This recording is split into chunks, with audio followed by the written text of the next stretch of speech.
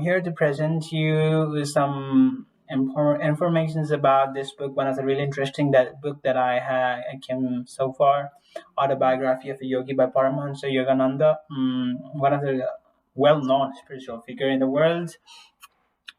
And this book was kind of written before 1950s, and a lot of influencers, great influencers at the time, recommended this book. So I don't even know their names, but one of those is Steve Jobs. So something interesting with him is like he read this book while he was a teen, and then he actually reread this book on and on every year after that, and then he actually even gifted this book to all the people attending his memorial service at the end of his life. And the last message of one of the um, pioneers of the science and technological development, Steve Jobs, was spirituality. That is the dimension beyond the physicality. That's why this book is really awesome, and I'm going to be talking a little bit about it. Okay, so why should you read it? Of course, as I told you before, you gotta self-realize. I mean, it's not necessarily you need to realize, right? But yeah. So why should you like if you want to live a really virtuous life, very intensely involved life, then or a life that's worth living at least, then you will have to explore this life in full-fledged, from full form, from physical to non-physical aspects of your life. And then a lot of time we are engrossed with the physicality. We have our mind, body, and then materialistic gains, but this book will help you go away from all those, and it will erase your natural materialistic skepticism. All right, so no more expensive cars, no more materialistic gains. I mean, those all those things are accessories of your lives. They are not the major things that you gotta be rushing, right? So, and then this upgrade your bodily antenna. I mean, like it helps you enrich your information, like act consciously. So a lot of times we think our thoughts are us, our emotion derived thoughts are us, but like those are kind of continuous happening. They are compulsive behavior rather than conscious. So that's why this book will help you regulate if you kind of give a proper attention to it. What's the book about? Of course, is about the miraculous life. A lot of miracles happen in his life. Paramhansa Yogananda. His life from India, and then the spiritual exploration from India to United States and different parts of the world.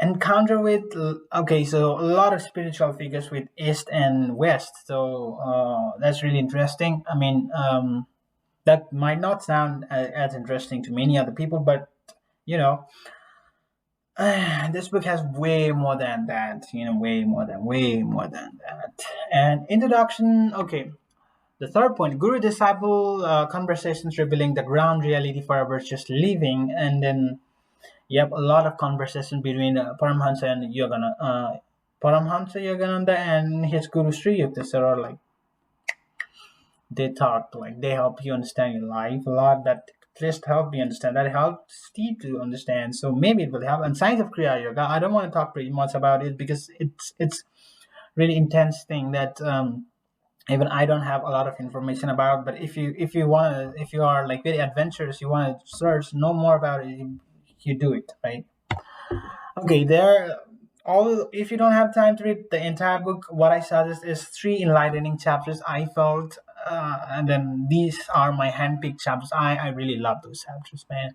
Chapter 26, the science of Kriya Yoga, and then the law of miracles. That chapter 30 is really awesome. It blew my mind because it helps. I mean, it defines the physicality. I mean, the physical world, all the laws deriving or determining the physical world, and takes you to the non-physical world. That is like it takes you from science to the spirituality, and a lot of time it's told that where science ends, then it starts spirituality, the journey to the infinite, to the cosmic consciousness. I would say he says God. I mean, Paramhansa Yogananda says God. And then chapter 43. So if you don't have time to read the entire book, please do read these three chapters. I'll be talking also The purpose I presented this information is just to like let you know. I'm not going through all these, but please make sure like you pause the video and have a look at it. It's like it's very very powerful technique, and in the near future I'm in a stage of learning these kind of things, but you need like certain arrangement for all those.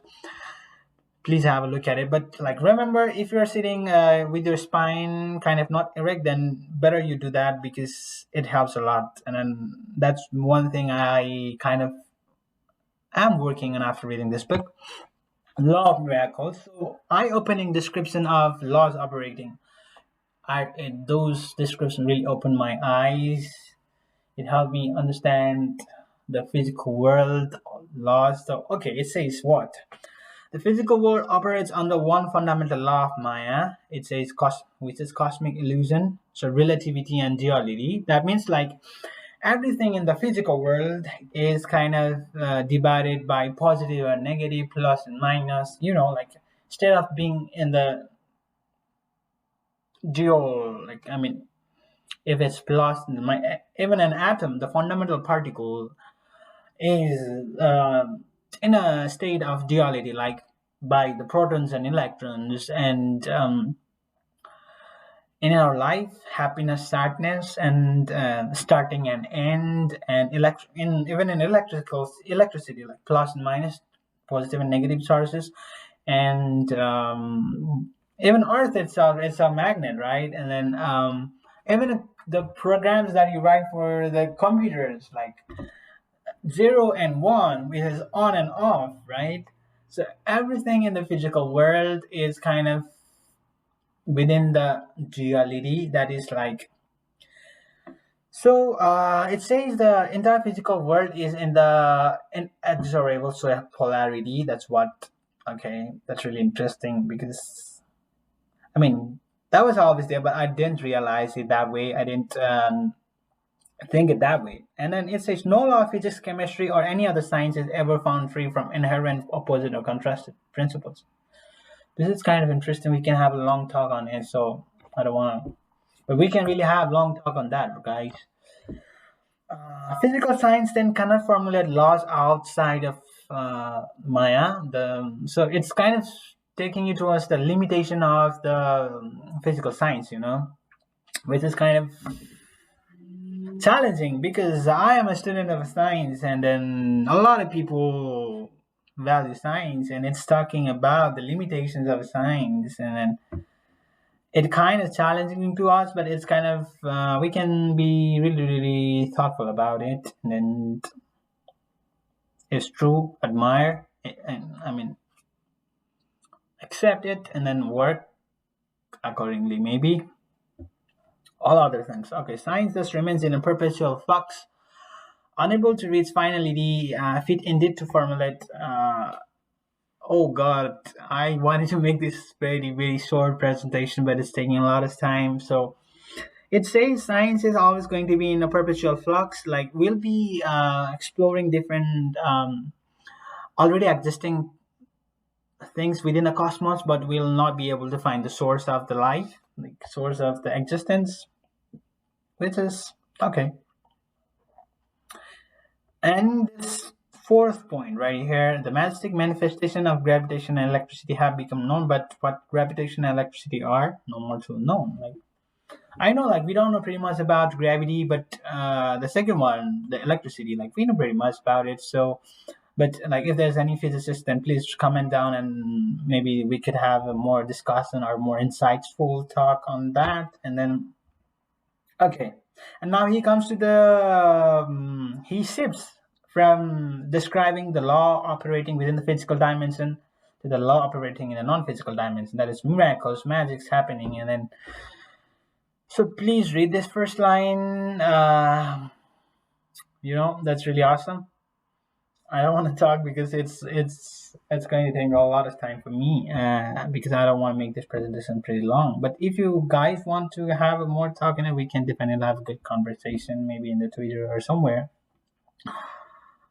Okay, this thing is really awesome.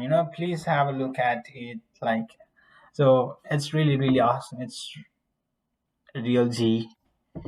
Okay, and then this chapter talks about like how he grew comebacks again in his life in the form of how you in the form of blood and flesh, and I mean in a real form, and then he talks about the fiction like even from it's fiction like reality of the physical, astral, and casual world. Like we actually have all those kind of like I felt connection to that because we have our body, and then when we go to sleep, we are actually experiencing all those things. Like we have a physical body, our physical body goes to sleep.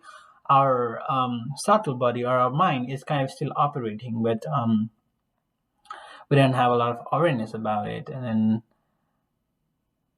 it does a dream manifestation. It is only the simpler form of that, but there could be many more. And then casual is like the state of a pure awareness. It's like talking about the spirituality, the spirit, maybe the life energy, or the pure consciousness or pure awareness.